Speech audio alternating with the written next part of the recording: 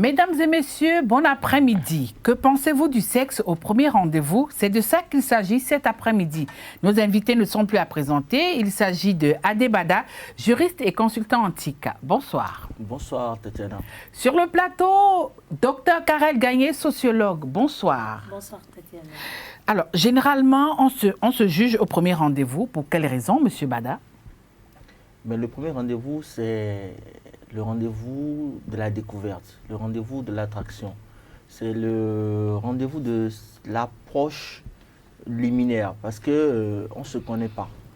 Mais c'est également un moment déterminant, parce que ce sont les 3 premières secondes qui déterminent la suite de votre relation.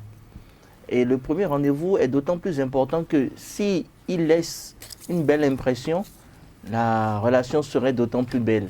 Parce que des concessions pourraient se faire de part et d'autre, étant donné qu'aucun de nous n'est parfait. Docteur Karen? Oui, merci Tatiana pour le sujet. Je dirais tout simplement que le premier rendez-vous, comme il a dit tout à l'heure, c'est le niveau déterminant d'une relation. Mais également, il faut noter que le premier rendez-vous est comme un carrefour où vous pouvez vivre dans du leurre comme dans de la réalité.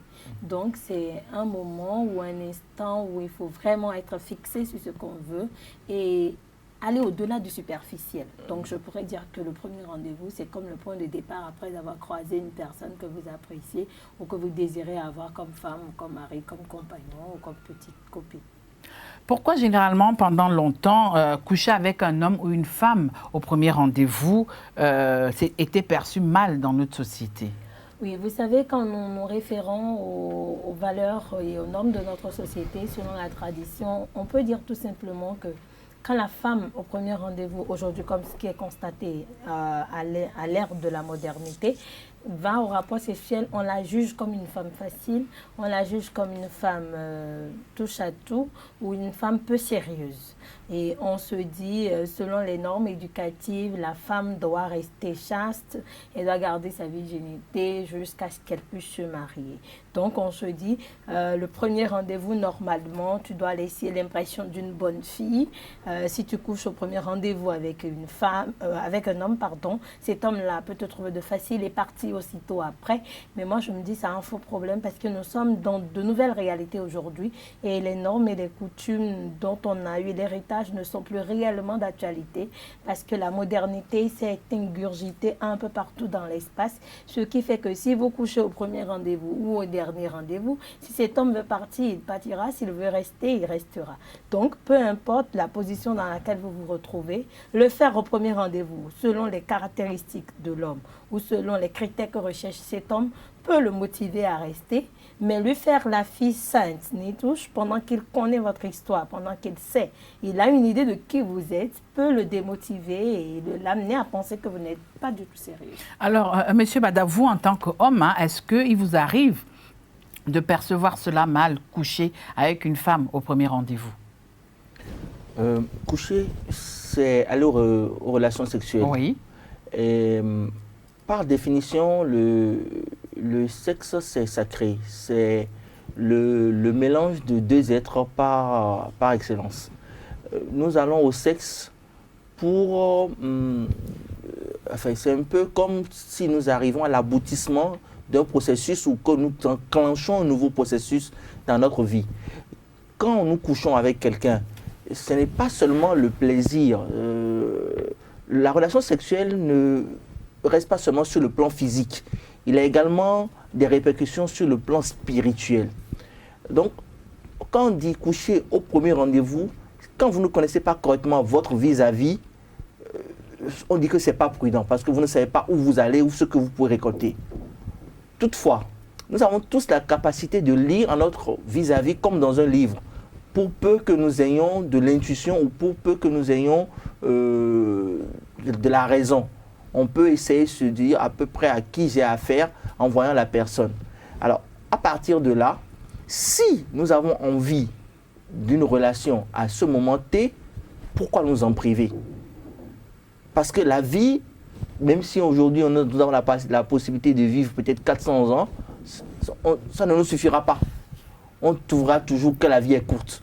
Alors, à partir de ce moment-là, faisons-nous plaisir, vivons pleinement notre vie, sans pour autant verser dans la débauche. Je ne parle pas de débauche dans le sens où il y a des gens qui ne sentent pas forcément le besoin d'avoir un rapport, mais qui le font juste parce qu'ils veulent se prouver qu'ils sont virils, ou la femme qui veut prouver qu'elle est capable d'enchaîner plusieurs partenaires. Oui, mais justement, vouloir prouver qu'on est viril. Mais qu'est-ce qu'on fait? Doit-on s'en priver lorsqu'on a vraiment cette envie? Même si c'est pour la première fois que je rencontre... Absolument non. Oui, Dr. Karen? Je dirais à la suite de Vada, non. S'en priver, c'est se nuire à soi-même, parce que ça vous met psychologiquement dans un état que vous ne pouvez pas contrôler. Dans un état second? Dans un état second, je dirais oui. On devient nerveux? Peut-être que ça vous conduira à aller faire ce qu'il ne fallait pas, ou peut-être à être hargneuse. Je suis cette personne-là qui est votre vis-à-vis. Moi, je dis une chose, l'important, c'est l'objectif de chacun. Que vous y allez maintenant ou que vous y allez au dernier rendez-vous. Tant que l'envie y est, il suffit de communiquer, d'exprimer cela à votre vis-à-vis qui est en ce moment précis votre partenaire, et de lui expliquer, voici, tu m'as plu, on est au premier rendez-vous, mais à te voir tel habillé, ça me dit, ça m'intéresse, tu me donnes des envies, est-ce qu'on peut? Là, c'est différent. Mais il y en a où on constate, où, quand on vient au premier rendez-vous, l'homme s'attend systématiquement que ce soit la fille qui dise, bon, allons-y, comme si on était dans un espace où on est avec les... Donnant. Voilà. Et ça devient un peu complexe, un peu compliqué. Mais tant que l'envie y est, que les partenaires s'entendent à travers une bonne communication, cela ne pose pas, en tout cas, au temps où nous en sommes aujourd'hui avec ce que devient le sexe, cela ne pose réellement pas un problème. Mais on ne peut pas le prendre comme alibi indélébile pour dire si tu le fais, tu es une mauvaise fille, ou si tu ne le fais pas, tu n'es pas branché. À tout à l'heure, quand le docteur Karen Gagné était en train de faire son argumentaire, j'ai vu M. Bada qui était en train de sourire. Alors, M. Bada, vous n'êtes pas forcément d'accord avec ce qu'elle dit, ou alors vous êtes entièrement en harmonie avec ce que le docteur est en train de dire? Non, écoutez, le sexe a perdu de son côté sacré, de son côté tabou. Aujourd'hui, il y a une démocratisation des pratiques. À ce niveau aussi? Oui, il y a une démocratisation des pratiques qui nous emmène à vivre à d'autres niveaux le sexe. Alors, aujourd'hui, si vous avez envie de sexe et que vous êtes majeur, vous êtes responsable, vous savez où vous allez, je ne sais pas pourquoi vous allez vous en priver. Vous ne pouvez pas vous en priver. D'autant plus que le sexe est une partie du droit à la vie. Et le droit à la vie est un droit sacré, sacro-saint, auquel personne ne peut toucher. À partir du moment où vous êtes en vie et que vous participez à une communauté, vous avez le droit d'être heureux. Et la communauté aussi doit œuvrer à votre bonheur. Donc, vous ne pouvez pas vous priver de quelque chose qui vous ferait plaisir et après être frustré et condamner un tiers. À partir de ce moment-là, se faire plaisir devient un devoir, mais il ne faudrait pas faire de ce devoir une contrainte qui pourrait vous emmener à verser dans d'autres pratiques qu'on ne va pas nommer sur ce plateau parce que ce n'est pas l'objet de notre thème. Mais le sexe, c'est le plaisir, c'est le bonheur, c'est exalté, c'est arriver à un niveau où vous devenez léger. C'est une question de vécu, de sensation, d'expression de soi. Et on dit souvent, les meilleures vérités s'entendent sur l'oreiller. Parce qu'une fois que vous êtes dans les endomorphines et que votre être se retrouve entièrement dans ce bonheur qui porte et transporte, vous pourrez faire dire, vous pourrez entendre de l'autre des vérités essentielles. Alors, dans notre société, pourquoi lorsque, au premier rendez-vous, vous avez des rapports avec un homme ou une femme, ça concerne surtout la femme, on estime que vous êtes une femme facile, docteur? Oui, merci Tatiana. Je dirais tout simplement que c'est compte tenu de tout ce qu'on a comme appréhension psychologique ou compte tenu de la perception aujourd'hui qu'ont les jeunes ou qu'ont la majorité de la population par rapport à ce que c'est que la sexualité. On se dit en tant que femme bien éduquée, vous n'avez pas droit à certaines choses, c'est-à-dire accepter coucher avec un homme au premier jour. Mais on accorde ce crédit-là à l'homme parce qu'on se dit, selon la tradition, l'homme il a droit à tout, la femme elle n'a droit à rien du tout, donc elle ne peut pas accepter coucher avec un homme. C'est vrai, tel a Adébada tout à l'heure, le sexe il est sacré. Oui, on est d'accord. Mais dans le même temps également, quand on rentre dans le bien-être de l'organisme, de l'individu, et quand on rentre dans son épanouissement personnel, le sexe y occupe un rang très important. Mais non, le risque aussi, quand on attaque la femme, c'est qu'il y a certains risques qui sont autour. Le risque, c'est qu'on dit, la femme, c'est elle qui est le maintien de la maison. La femme, c'est elle qui fait l'équilibre d'un couple. Et c'est également encore elle qui décide du bien-être des deux partenaires. Donc, on se dit, si elle a accepté coucher avec moi au premier rendez-vous, c'est sûr que quand X lui fera appel, elle couchera également avec X, Y, Z, et nul ne sait combien de prétendants elle aurait. Mais dans le même temps, on oublie que la femme, avant de coucher avec un homme, n'y va pas sur un coup de tête, contrairement à l'homme. Avant qu'une femme ne couche avec un homme, il faudrait d'abord qu'elle ait des sentiments pour cet homme-là. Il faudrait d'abord, à moins que nous sommes dans le contexte Handcrif, les travailleuses de sexe, ça c'est carrément à part. Mais quand nous prenons une femme en société, elle ne peut pas coucher avec le premier venu. Si vous allez à un premier rendez-vous, elle accepte de coucher avec vous, c'est qu'elle a déjà des sentiments qu'elle nourrit pour vous, au-delà de l'attirance que vous êtes. Parce qu'en acceptant même déjà votre rendez-vous, c'est qu'elle tient à votre personnalité de vous et qu'elle voudrait faire chemin avec vous, premier niveau. Et si elle va jusqu'à accepter coucher avec vous, c'est que déjà, elle ressent des choses pour vous, elle a des sentiments pour vous et elle n'est pas dans une optique de « je le fais et il passe et je passe au suivant ». Et c'est ça qui n'est souvent pas compris par les hommes. Et c'est pour ça, quand nous rentrons, juste en parenthèse, dans un foyer, on dit une femme comme elle adultère systématiquement, on trouve qu'elle n'aime plus son conjoint avec qui elle se retrouve, sinon qu'il y a un problème. Parce qu'une femme, avant de se donner, de se livrer à un homme, elle analyse tous les contours spirituels qu'il y a, parce que c'est un pur échange, et elle est beaucoup plus fragile dans cette position. Elle s'attache plus rapidement quand elle se retrouve là. Donc c'est l'autre ou le partenaire opposé qui n'arrive souvent pas à comprendre et se dit, bon, si elle a accepté, je vais la coucher, c'est parce qu'elle est de mœurs légères, c'est parce qu'elle n'est pas bien éduquée, c'est parce qu'elle n'est pas X, Y. Et il oublie que peut-être quand elle a été au rendez-vous avec Kodo avant lui, elle ne l'a pas fait par exemple, ou peut-être qu'elle n'a pas accepté du tout le rendez-vous de tous les autres qui étaient autour d'elle comme prédents. Voilà. Monsieur Bada, on constate qu'à ce niveau aussi, même lors du premier rendez-vous, on constate que les hommes, vous êtes moins fléchés parce qu'on estime qu'au premier rendez-vous, l'homme peut coucher sans problème. Bon, je vais d'abord rebondir un peu sur ce que Karine a dit tout à l'heure. La femme, c'est vrai, elle est sentimentale. La femme, elle y va par amour et l'homme, il est beaucoup plus physique. Il y va par besoin. Mais il faut remarquer que du point de vue physiologique, la femme garde, la femme porte, la femme donne la vie.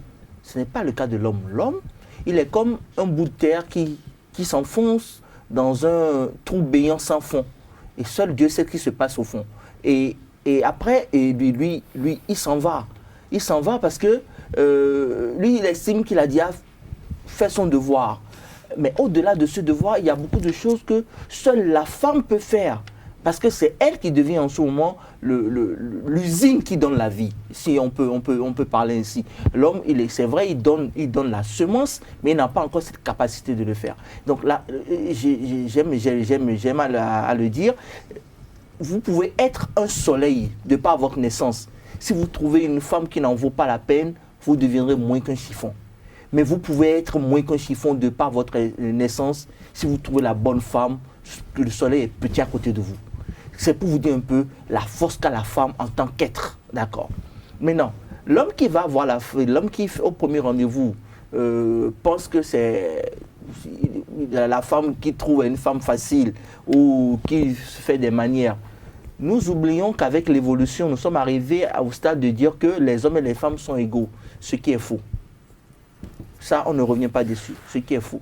Et je dis souvent, si les femmes savaient ce qu'elles sont, qui elles sont, ce qu'elles représentent, cette question n'aurait même pas raison d'être.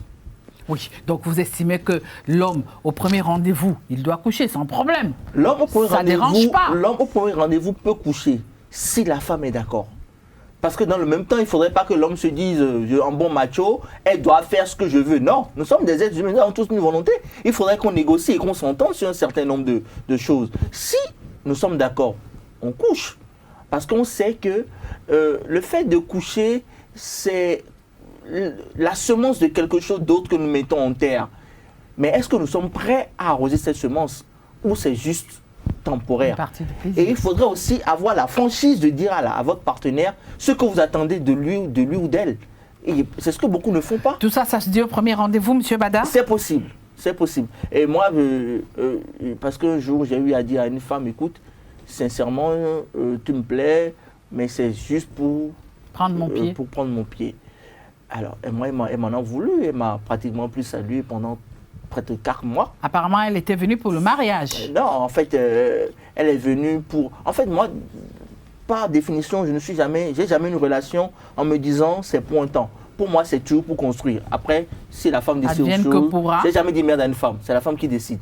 Mais cette fille-là, je lui ai dit franchement, je te veux, mais c'est pour un temps. Alors, à cet instant précis, qu'est-ce qui s'est passé dans vos têtes? Pourquoi est-ce que vous avez dit ça à cette femme-là, à cet instant précis? Parce que je venais de sortir d'une relation. C'est quoi? C'est ses formes? Qu'est-ce qui vous a frappé? Je venais de sortir d'une relation et je ne voulais pas me retrouver dans une autre relation aussitôt. Mais pourquoi aller vers elle? Au-delà, pourquoi aller vers elle? C'était une façon pour vous de satisfaire votre libido. On vous comprend, M. Bada. Ici, tout se raconte, chers internautes, chers auditeurs. Au-delà de la libido, il y a que elle ne me paraissait pas très sérieuse, mais elle m'attirait. Et donc, je n'ai pas su résister à l'appel des sirènes, mais dans le même temps, je n'ai pas su respecter mes principes à moi. Vous n'avez pas pensé un seul instant que cette attirance pouvait être réciproque, M. Bada? Je me suis rendu compte qu'après que c'est réciproque, puisqu'elle me l'a affirmé, mais je lui ai dit voilà et tout et tout. Et mieux, je savais que, je doutais qu'elle n'était pas seule. Et le fait de savoir qu'il pouvait y avoir quelqu'un dans sa vie, je ne pouvais pas vraiment m'engager. Je ne suis pas prêt à partager. En d'autres termes, vous n'étiez pas prêt à vous faire mal de nouveau. Voilà. Qu'est-ce qui s'est passé par la suite? Je lui ai dit, mais elle me dit non, c'est pas possible, tu ne peux pas, parce que tout le monde me traite de pétasse, sauf si tu ne peux pas me parler comme ça. Et ok, anyway. Mais 4 mois plus tard, elle est venue me voir. Elle me dit, mais écoute, Adé, t'es prêt là? Ça te dit? Ce que tu m'as dit la dernière fois, ça m'intéresse maintenant. J'ai dit, ma chérie, excuse-moi. C'est le train qui attend le voyageur ou le voyageur qui attend le train? Elle dit, mais donc en fait, tu n'avais pas de sentiments. Je dis, j'ai des sentiments pour toi. Mais ce que je te dis, ce que tu as oublié, le jour où je t'ai dit que c'était pour un temps, tu as oublié que tu es une femme. Parce que si tu veux que nos relations durent, ça dépendra de toi. En dépit de ce que je t'ai dit. Parce que je n'étais pas ferme dans ce que je te disais. Tu avais encore la possibilité de changer le cours des événements. On est demeuré de très très bons amis aujourd'hui. Et quand elle a des problèmes, elle vient me voir parce qu'elle me dit au moins, ta franchise est rare. Et je pense que si tout le monde était comme ça, les femmes se sentiraient beaucoup mieux.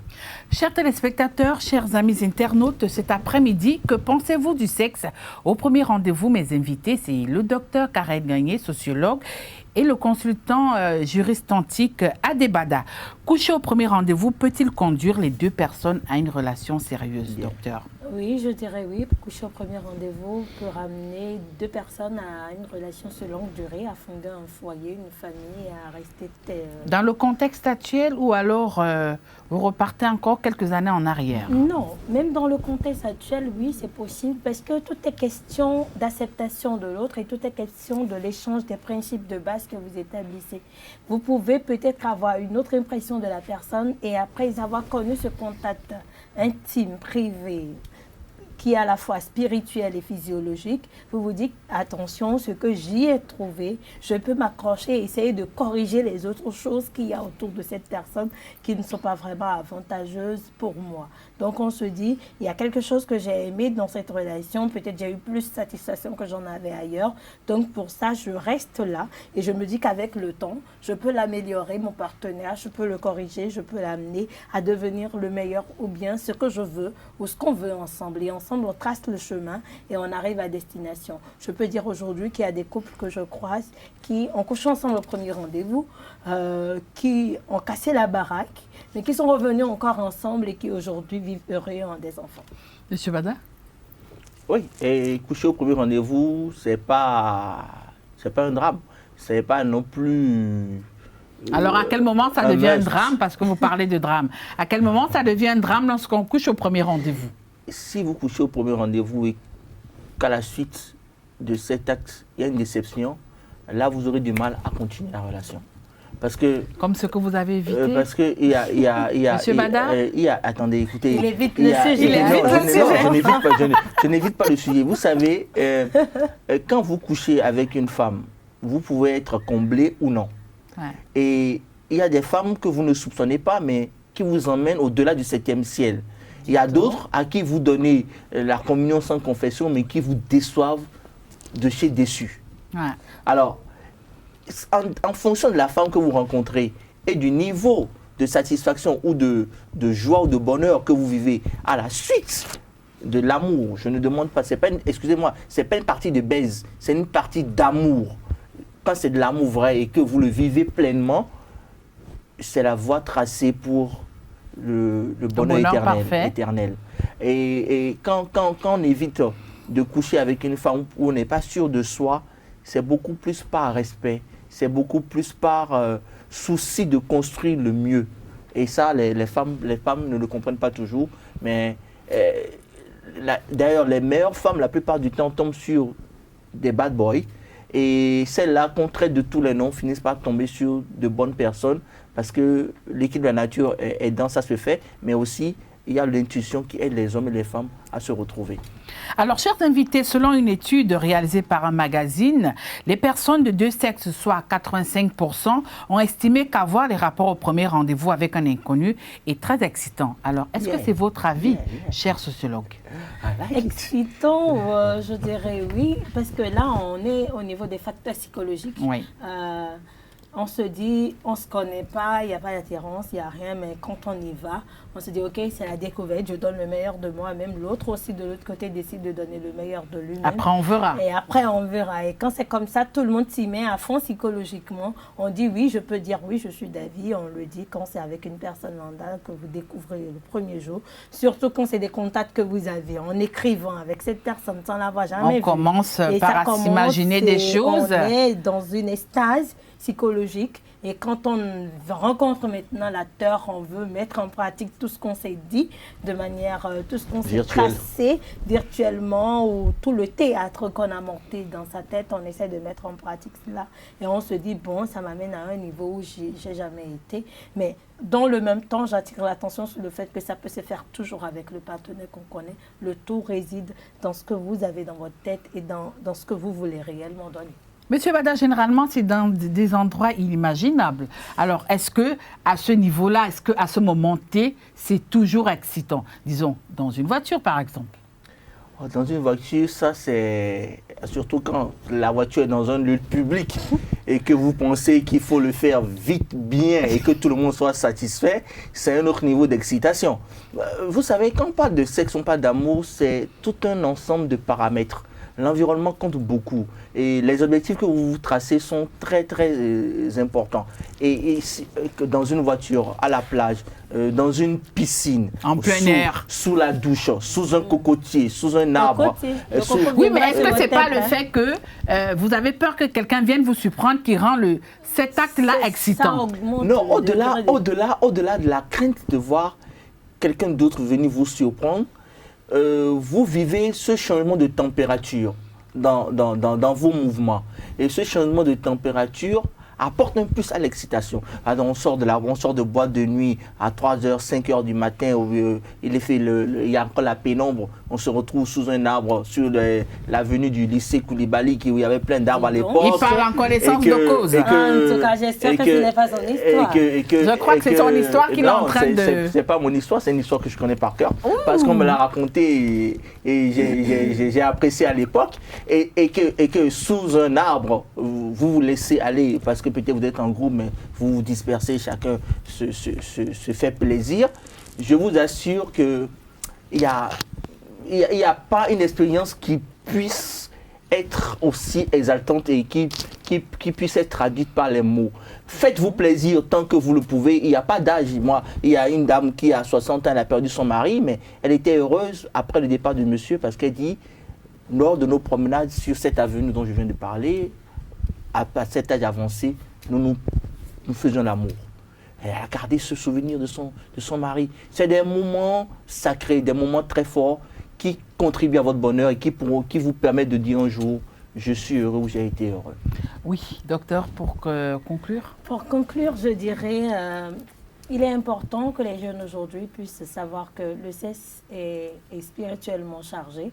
Le sexe, c'est un mélange de tout et c'est déterminant parfois pour votre vie. Vous pouvez coucher avec quelqu'un et ramasser des problèmes. Vous pouvez coucher avec quelqu'un et vendre votre étoile quand on est sur le plan spirituel. Absolument. Donc, faisons attention avec qui on va, que ce soit au premier rendez-vous ou au dernier rendez-vous. Ça dépend de ce que nous voulons. L'important, c'est que chacun y retrouve son plaisir et de laisser en griffe les jugements de valeur. Et n'abusez jamais du sexe. Faites-le avec la bonne personne au bon moment et essayez de développer votre perception spirituelle. Chers internautes, chers téléspectateurs, terminus, tout le monde descend. On constate que cet acte dérange énormément au sein de la société. Il faut juste retenir que dans notre société, une femme qui couche au premier rendez-vous sera toujours jugée par son entourage. Mais en la matière, les hommes continuent d'être glorifiés et ne ratent aucune occasion d'exposer leur tableau de chasse.